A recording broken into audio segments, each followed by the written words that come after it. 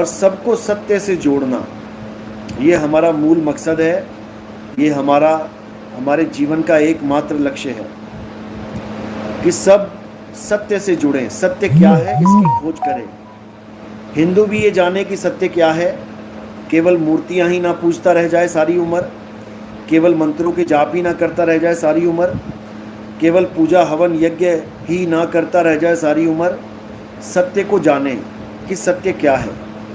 भजन तो गा रहे हैं कि ईश्वर सत्य है, लेकिन सत्य है क्या? वो ईश्वर है क्या? वो ईश्वर कोई शरीर है? वो ईश्वर कोई अंग है? वो ईश्वर कोई तत्व है? आखिर ईश्वर है क्या? उस ईश्वर को जानना है, तभी पता लगेगा कि सत्य क्या है। ईश्वर सत्य है, सत्य ही शिव है। जैसे तुम्हें पता लग गया कि ईश्वर आखिर है क्या, सत्य है क्या, तो सत्य ही शिव है। फिर शिव को अलग से तुम्हें कोई अलग से मानने की जरूरत नहीं पड़ेगी कि तुमने जो कल्पना कर ली है शिव की वही शिव है। फिर सत्य ही शिव है और फिर शिव ही सत्य है और सत्य सुंदर है, यानी शिव ही सुंदर है।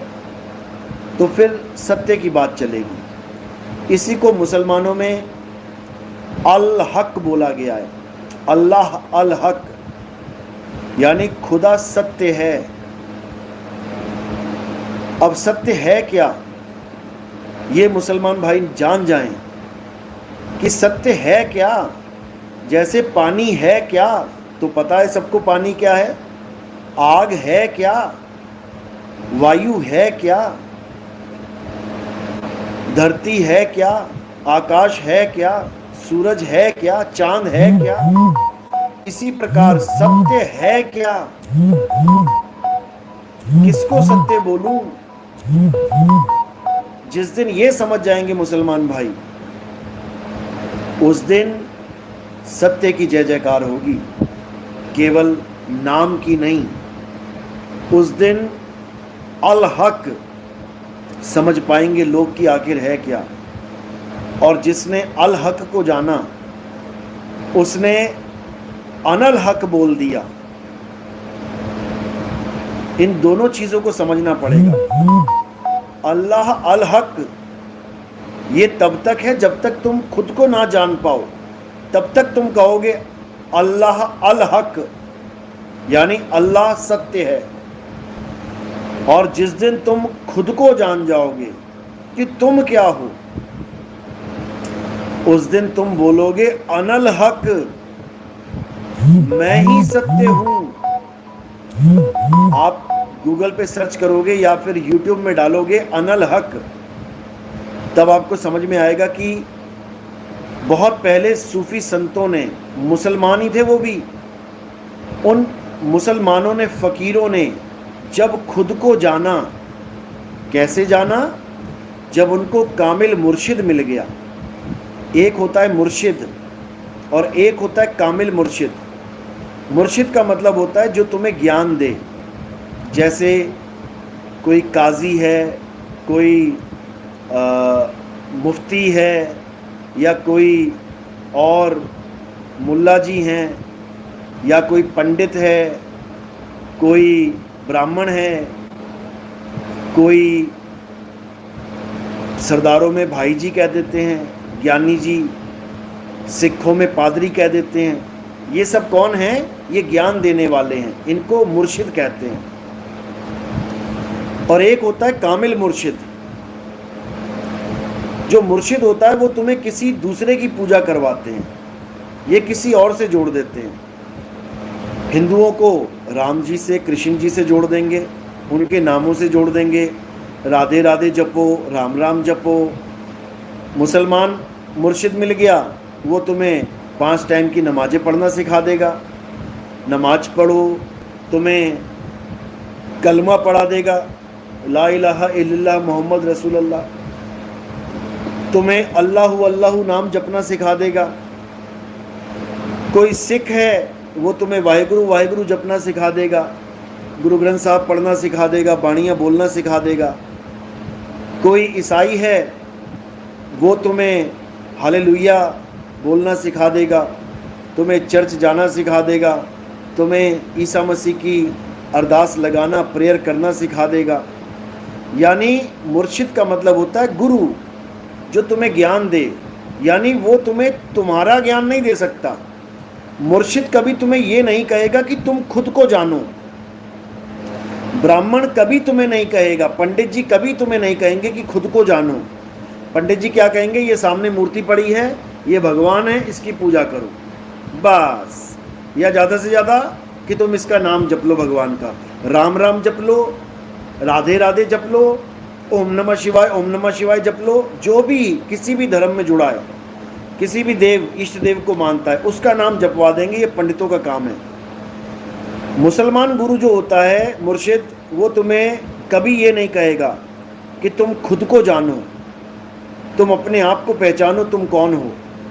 वो तुम्हें हमेशा यही कहेगा कि तुम अल्लाह अल्लाह करो, नमाजें पढ़ो, इबादत करो, बस। अल्लाह को तुम जानते हो नहीं जानते हो, अल्लाह कैसा है, कहाँ है, नहीं पता है, जाने दो। तुम बस नमाज पढ़ते रहो, अल्लाह खुद ही तुम्हें जन्नत में पहुंचा देगा। सिख भाई भी ऐसे ही बोलेगा कि तुम वाहेगुरु वाहेगुरु का जाप करो, तुम पाठ करो, तुम ऐसा करो वैसा करो, ग्रंथों को पढ़ो, उससे क्या होगा? तुम्हारी मुक्ति हो जाएगी, तुम सचखंड पहुंच जाओगे। लेकिन वो कभी नहीं कहेगा कि तुम खुद को जानो कि तुम कौन हो। इसी प्रकार ईसाई भी तुम्हें दूसरों की पूजा में लगा देगा, लेकिन कभी ये नहीं कहेगा वो पादरी कि तुम खुद को जानो। होली स्पिरिट तो करता रहेगा, लेकिन वो ये नहीं बताएगा कि होली स्पिरिट है क्या। वो ये नहीं बताएगा। वो ईसा मसीह को ही बताता रहेगा कि यही होली स्पिरिट है। लेकिन जो संत होते हैं, जो कामिल मुर्शिद होते हैं, कामिल मुर्शिद को सतगुरु बोला जाता है। मुर्शिद को केवल गुरु बोला जाता है। मुर्शिद गुरु है और संत ये कामिल मुर्शिद है। सतगुरु कामिल मुर्शिद है। संत को ये मत समझ लेना कि कोई भी भगवाधारी, कोई भी लाल पीले हरे कपड़े पहन के संत बन जाता है। ये मत समझ लेना। संत कौन है? संत हमारी आत्मा, हम संतन के जीव, संतन हम में रम रहे, जीव माखन में घीव। तो संत कौन है? संत वो है जो अपने आत्म स्वरूप को जानता है, जो अपनी आत्मा को जानता है, वही संत है। और वो तुम्हें तुम्हारी आत्मा का ज्ञान समझाएगा। वो कभी ये नहीं कहेगा कि बेटा राम राम जपो, कि बेटा राधे राधे जपो, कि बेटा अल्लाह अल्लाह जपो, कि बेटा वाहेगुरु वाहेगुरु जपो। वो कभी नहीं बोलेगा, कभी भी नहीं। समझ लो, वो क्या बोलेगा कि तुम अपने स्वरूप को जानो।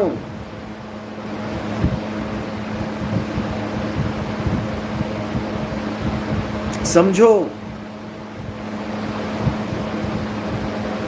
वो ये बोलेगा तुम अपने स्वरूप को जानो। वो कभी ये नहीं कहेगा कि तुम किसी और की पूजा करो। किसी की पूजा नहीं करनी है, अपने सत्य स्वरूप को जानना है। और जैसे ही तुम अपने सत्य स्वरूप को जान लोगे तो तुम्हारे मुंह से भी निकलेगा अनल हक, तुम्हारे मुंह से निकलेगा वाह गुरु, तुम्हारे मुंह से निकलेगा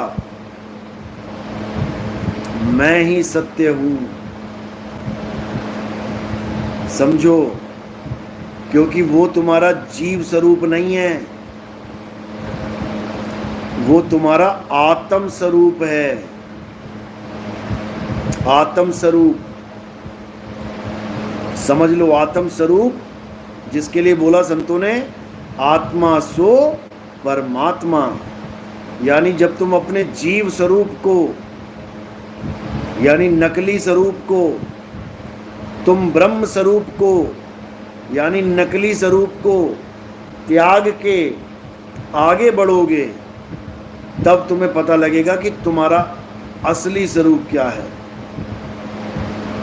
समझ लो, गुरु ग्रंथ साहब में स्पष्ट लिखा है, लेकिन लोग समझ नहीं पा रहे हैं। क्या लिखा है?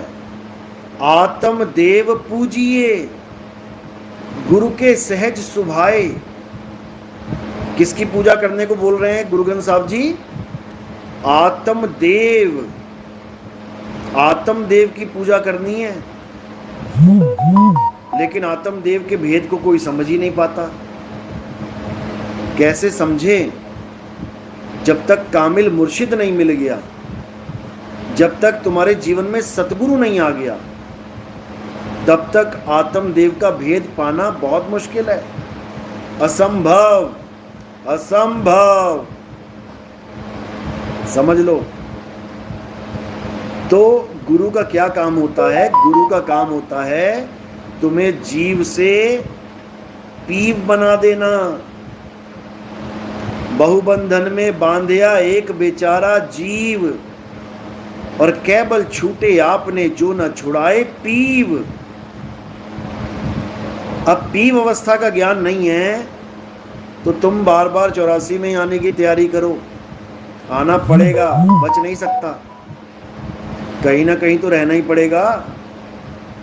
आज किसी मकान में रहते हो, सरकार ने तोड़ दिया, देखा ना, सड़कें बनती हैं, चौड़ी होती हैं, मकान तोड़े जाते हैं, तो तुम्हें क्या लग रहा है जिसका मकान टूट गया वो वैसे ही रहेगा टूटे हुए मकान में? वो चाहे झोपड़ी बना के रहना पड़े, वो बनाएगा, क्योंकि बिना मकान के रह ही नहीं सकता। आदत ही नहीं है बिना मकान के रहने की, तो वो बनाएगा ही बनाएगा। इसी प्रकार ये शरीर जिसमें ये जीव रहता है, ये जीव बिना शरीर के नहीं रह सकता। ये अगला शरीर बनाएगा ही बनाएगा 101%, और कर्मों के आधार पे इसको वही ऑर्डर मिलेगा कि 84 में जा बेटा, वहां बना शरीर अब अपना। समझ लो। अरे ये रेंट की मकान है अजय सिंह, ये तुम्हारा असली मकान नहीं है, रेंट की मकान है ये। रेंट के मकानों में तो धक्के खा रहे हैं सारे। इसलिए तो कह रहे हैं कि सोई गुरु पूरा कहावे, 2 अक्षर का भेद बतावे, एक छुड़ावे एक लखावे, तब प्राणी निज घर को जावे। निज घर का मतलब है अब रेंट का घर नहीं चाहिए, अब असली घर चाहिए अपना वाला। तो वो तभी मिलता है भाई जब हम अपने असली घर की तरफ चलेंगे। हमने इसी दुनिया को असली मान लिया, अपने मालिक की मान ली। हमने इस 3 लोक रूपी जेल को अपने मालिक का घर मान लिया, तो कैसे बात बनेगी? नहीं बनेगी। इसीलिए हमें निकलना है, रहना नहीं। देश बेगाना है, ये बेगाना देश है। ये धरती कागज की पुड़िया और बूंद पड़े घुल जाना है। ये संसार झाड़ और झाखड़ उलझ पुलझ मर जाना है। कहें कबीर सुनो भाई साधो, सतगुरु नाम ठिकाना है। जो हमारा ठिकाना है असली, वो नाम है प्रभु का। बिना प्रभु के नाम के कोई नहीं मुक्त हो सकता। बिना शरीरों के कोई नहीं रह सकता, सबको आना पड़ेगा। तो सतगुरु का नाम ठिकाना है। वो ठिकाना कब मिलता है? जब तुम्हारे जीवन में सतगुरु यानी कामिल मुर्शिद आता है। तो इसी की बात बाबा जय गुरुदेव ने 1980 में बोला था कि अभी तो तुम जो मैं 5 नाम दे रहा हूं इससे पार हो जाओगे। ये मजबूरी थी उनका बोलना। 5 नाम से कभी कोई पार हुआ ही नहीं है। कबीर साहब की वाणी है, समझा रहे हैं मालिक कि साधु सिद्ध त्रिदेव आदि सब 5 शब्द में अटके, मुद्रा साध रहे घट भीतर, फिर औंधे मुंह लटके, यानी बड़े बड़े तपस्वी, बड़े बड़े शहंशाह, बड़े बड़े जो बने बैठे हैं, ज्ञानी महाज्ञानी, ये सब 5 नामों को जप के, 5 मुद्राओं को साध के ब्रह्म ज्ञान प्राप्त कर बैठे और वापस इसी ब्रह्म की दुनिया में आ गए। 5 नाम से कभी किसी की मुक्ति नहीं हुई, लेकिन बाबा जय गुरुदेव को ये क्यों बोलना पड़ा कि अभी तो तुम 5 नामों से मुक्त हो रहे हो, अभी तो तुम इन नामों से मुक्त हो रहे हो, लेकिन जब भविष्य में वो महात्मा आएगा जिसे ऊपर से आवाज आएगी, अंदर से नहीं कि कानों में उंगलियां डालनी है, कान में उंगलियां डाल के आवाज सुननी है, बिल्कुल नहीं। बिल्कुल साफ लफ्जों में बताया गया कि उसको ऊपर से आवाज आएगी, और जब ऊपर से आवाज आएगी फिर वो उसी को बताएंगे। क्या बताएंगे? परमपिता परमात्मा का स्वरूप। वो 5 नामों को नहीं बताएंगे। 5 नामों की तो पूजा होती रहेगी, संसार में हो ही रही है। 5 नाम किसके हैं? उनकी पूजा तो संसार में हो ही रही है, होती रहेगी। कौन करेगा उनकी पूजा? अज्ञानी जीव। जैसे तुम डॉक्टर बन जाओ, तुम इंजीनियर बन जाओ, तुम साइंटिस्ट भी बन जाओ, तब भी A for apple B for bat वाली किताब तो चलती रहेगी। कौन पढ़ेगा उसे? अज्ञानी जीव, छोटे लेवल का ज्ञान, छोटे लेवल का जीव, वो उसको पढ़ेगा, वो तो चलता ही रहेगा काम। एबीसीडी कब बंद हो जाएगी भाई? लेकिन डॉक्टर नहीं पढ़ेगा A for apple B for bat, scientist नहीं पढ़ेगा, इंजीनियर नहीं पढ़ेगा उस किताब को। समझो, समझ लो। तो यही बोला गया कि अभी तो तुम 5 नामों से मुक्त हो रहे हो। बोलना पड़ा, मजबूरी है, मुक्त नहीं होते हैं। क्यों बोलना पड़ा? क्योंकि बाबा जय गुरुदेव की ड्यूटी परमात्मा ने लगा रखी थी कि सारी संगत को इकट्ठा रखना है, सबको इकट्ठा रखना है। जब तक आने वाला महात्मा नहीं आ गया, इनको इकट्ठा रखना है। इनको बोल के रखो कि 5 नामों से तो तुम्हारी मुक्ति होती जाएगी, हो ही रही है, ताकि ये लोग कहीं और ना चले जाएं, कहीं और ना भटक जाएं। क्योंकि बाकी ऐसे ऐसे पंथ चल रहे हैं जहाँ पर मीट मांस खाना भी अलाउड है। कहीं वहाँ ना चले जाएं ये लोग। वहाँ चले जाएंगे, कर्म बिगड़ जाएंगे, 84 में चले जाएंगे। समझो। इसलिए बाबा जय गुरुदेव की मजबूरी थी ये कहना कि अभी तो 5 नामों से तुम्हारी मुक्ति हो रही है। ओंकार, आरंकार, सोहंग, सतनाम, ज्योत निरंजन, ये नामों को जप के तुम मुक्त हो रहे हो। लेकिन जब आने वाला महात्मा आएगा, जिसको ऊपर से आवाज आएगी, फिर वो उसी को बताएंगे, फिर तुम उसी नाम से पार होगे, जय गुरुदेव नाम से नहीं। बिल्कुल साफ शब्दों में लिखा हुआ है। लेकिन अगर तुम्हें अभी भी समझ में ना आ जाए, अभी भी समझ में ना आए, तो लानत है ऐसे जीवन पे जो अपने गुरु की ही बात नहीं समझ पा रहे हैं। गुरु तुम्हारे लिए बोल के गया है, तुम्हें समझाने के लिए बोल के गया है, किसी और को नहीं। और तुम अगर अपने गुरु की ही बात नहीं समझ पाए तो क्या फ़ायदा तुम्हारा गुरु धारण करने का? समझ जाओ, अभी समय है। तो वो जो असली नाम है वो किसी 52 अक्षरों का खेल नहीं है। वो इन 52 अक्षरों के नाम से नहीं चलता है कि आप सोचो कि ओंकार आरंकार जपना पड़ेगा, या राम राम जपना पड़ेगा, या अल्लाह अल्लाह जपना पड़ेगा, या 5 टाइम की नमाजें पढ़ना पड़ेगा, या तुम्हें कोई और नाम जपना पड़ेगा। बिल्कुल नहीं।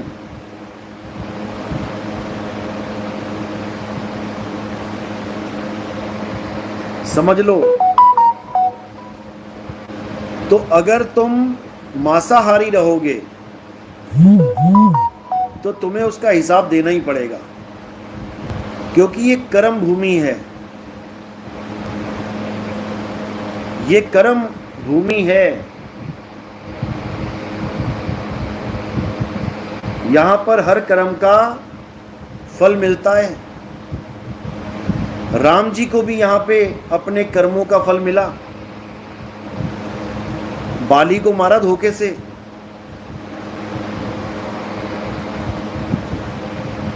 बाली को धोखे से मारा है, तो बाली ने भी आके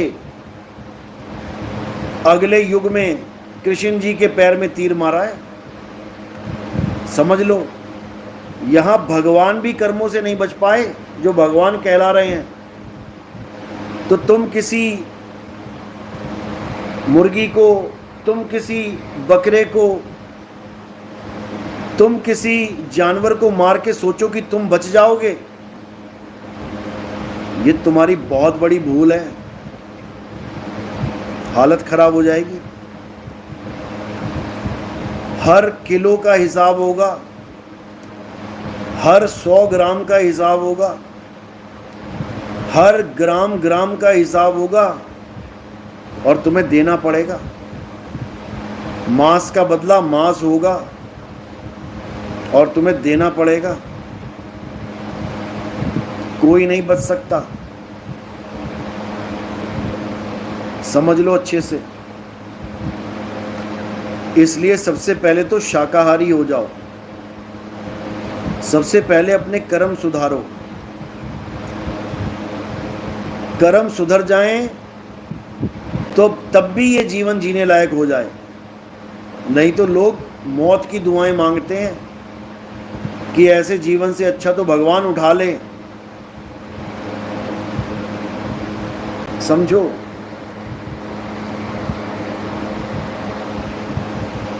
मांस कोई भी परोस रहा है, चाहे वो हिंदू है, चाहे वो मुसलमान, चाहे वो सिख, चाहे वो ईसाई, जीव हत्या सबके लिए पाप है। दुख के साथ कहना पड़ता है, जो हमारा सनातन धर्म अहिंसावादी धर्म है, वहाँ पर भी मंदिरों में बकरे काटे जाते हैं, मुर्गियाँ काटी जाती हैं। ये बिल्कुल भी धार्मिक कार्य नहीं है कि कोई सोचे कि हम मुर्गा काट के, बकरा काट के हम भगवान को खुश कर लेंगे। अरे भगवान को अगर बकरा काटने में खुशी होती तो सारे बकरों को एक ही दिन में काट देता, वो पूरा ही खुश हो जाता। केवल एक दिन चुनेगा क्या वो कि इसी दिन बकरे काटो, मैं तब खुश होऊंगा? बताओ, तुम्हें जिस चीज़ से खुशी मिलती है, तुम कोई भी दिन वो खुशी प्राप्त करने के लिए दौड़ते हो। तो अगर भगवान को, अल्लाह को, वाहिगुरु को अगर बकरा झटकाने में ही खुशी मिलती है, बकरा भेंट स्वीकार करने में खुशी मिलती है, तो वो एक ही बार में सारे बकरे ले जाए। और सबसे बड़ी बात तो है कि तुम भगवान को ही धोखा दे रहे हो। कहते हो हमने भगवान को भेंट चढ़ा दी है, हमने अल्लाह को कुर्बान कर दिया बकरा। कुर्बान कहाँ किया? तुम्हारे तो कुकर में पक रहा है वो। कुर्बान का मतलब होता है दे देना, तेरे लिए जान कुर्बान। यानी अब मुझे अपनी जान से कोई मतलब नहीं है, तेरे नाम पे कुर्बान कर दी मैंने, अब तू देख, तेरे लिए मेरी सारी दौलत कुर्बान। अब मैं दौलत के पीछे रोऊंगा नहीं, मैंने कुर्बान कर दी है। लेकिन यहां पर ऐसी कुर्बानियां चल रही हैं कि माता के नाम पे बकरा काटा जा रहा है, माता को भेंट चढ़ा रहे हैं कि माता को अच्छा लगता है बकरा, तो माता को तो खाने दे।